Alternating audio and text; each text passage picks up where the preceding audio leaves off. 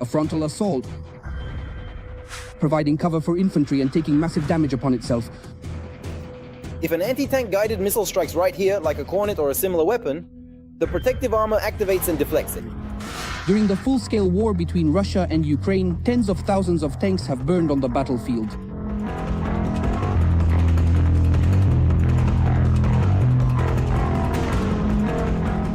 The emergence of FPV drones, and as a result, huge columns of destroyed heavy equipment prompted the armed forces to upgrade tanks in field conditions. So-called grills, turtles, and barns are some of the countermeasures. Tanks remain an integral part of the war, whose importance on the battlefield cannot be overstated. Which vehicle is the most protected and safest in modern warfare? How have Russia and Ukraine designed and upgraded tank protection against drones?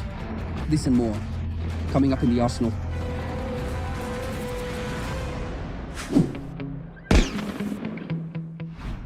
To begin with, it should be noted that a tank is an offensive weapon designed for large-scale use. Every tank has the following main advantages: reinforced armor protection, firepower, and mobility. Today, tank armor provides reliable protection for the crew from small arms fire, machine gun fire, shrapnel, artillery shells, and anti-personnel mines. The fundamental role of a tank is not so much to provide fire support for infantry or to participate in effectively breaking through defensive lines, but rather to ensure the safety and preservation of the lives of its crew on the battlefield.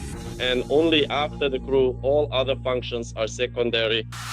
Preserving the lives of personnel. In this key aspect for tanks, the leader is considered to be the heavy Abrams tank currently in service with the Ukrainian armed forces. Despite the fact that the American tank was created in the 1980s, the US Army is extending its service life all the way to 2050. The year 2050. Speaking of the American Abrams, these tanks have an exceptionally sophisticated level of armor, which significantly increases the tank's protection against a comprehensive and diverse range of munitions, including armor-piercing rounds, armor-piercing, fin-stabilized sub-caliber shells, high explosive, along with various other specialized projectiles, and basically the structural integrity of the armor plating itself. The Abrams is considered one of the best in the world, one of the best, not the very best, but among the top. In terms of protection, this is a very high rating for tanks.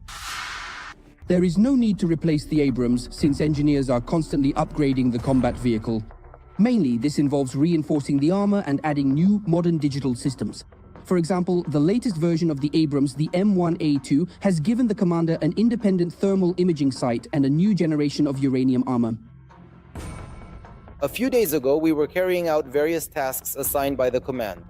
We engage the enemy, both infantry and equipment. We don't fight in a straightforward way. It's not tank versus tank. If that were indeed the case, the T-72 wouldn't have any realistic chance of surviving against the Abrams. The Abrams is equipped with armor-piercing shells with depleted uranium. They work great, piercing through armor. We would like to have more pure, high-explosive shells from our American partners. That would allow us to carry out an even wider range of tasks. It is equipped with thermal imaging sights for both the main gun and the machine gun. In other words, the tank is fully outfitted for combat, both during the day and at night.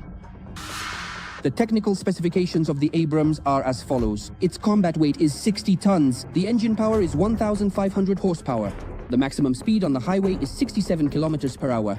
The range, again on the highway, is 480 kilometers. The tank is armed with a 120mm gun and a large-caliber Browning machine gun. The tank crew consists of 4 people due to the absence of an automatic loading system. The American tank costs $4.5 to $6 million based on its upgrade level. The Abrams also features isolated ammunition storage to protect the crew. Whereas in Soviet and Russian tanks, all the ammunition is located directly in the turret, and in the event of a direct hit and detonation of the ammunition, the crew has no chance of survival whatsoever. The crew of the American tank, on the other hand, has every chance to survive a hit and even an ammunition detonation. The M1 Abrams is equipped with a safety system that separates the crew from the main gun ammunition. This ammunition is stored within a specific compartment in the rear of the turret, which is protected by heavy armored doors designed to protect the soldiers from a potential blast. Or again, it is arranged in such a way that when an explosion occurs, blow-off panels on the outside are triggered. That is, the main blast wave doesn't go inside the tank, it goes it is carefully directed through these panels into the vastness of open space. In response to the widespread use of cheap FPV drones on the front lines by both Russian and Ukrainian forces, so-called barns, grills, and turtles began to appear. That's what these angular, bulky protective structures on tank armor started being called during the war, and then in social media and the press. The first examples of Russian ingenuity, to put it mildly, raised doubts. Firstly, Russian barns often failed the test against Ukrainian drones.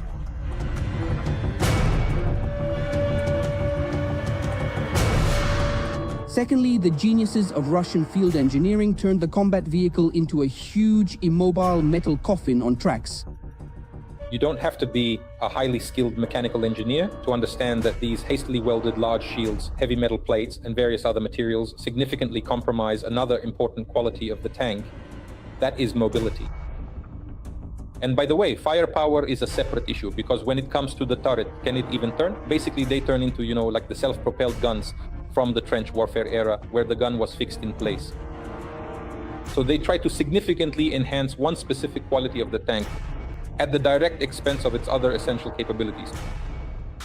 At the same time, from an economic standpoint, mangals and sheds are the most cost-effective and easily accessible means of protection against cheap FPV strikes. Over time, mangals began to evolve. Equipping tanks with metal grids, so-called dreads, and sheets has reached a new level. And now, in particular in the Ukrainian armed forces, in addition to providing extra protection for the combat vehicle, the negative impact on maneuverability and mobility is minimized.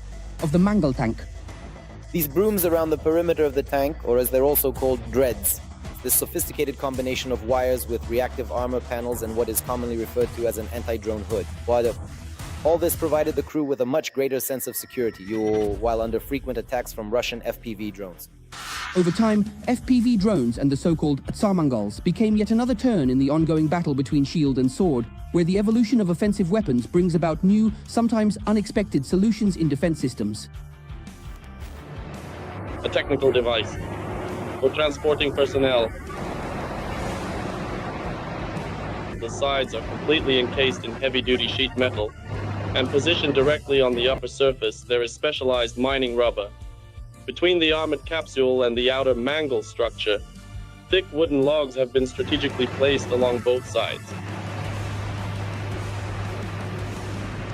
The roof is welded with sheet metal on top. Rubber. That's all for now. Don't forget to write in the comments which types of weapons you'd like to learn more about. Like this video and of course subscribe to our Arsenal channel.